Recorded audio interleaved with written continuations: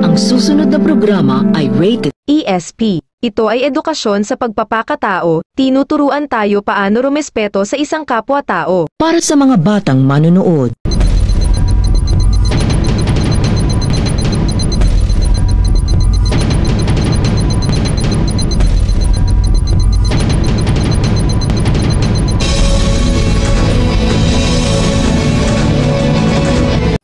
Attention!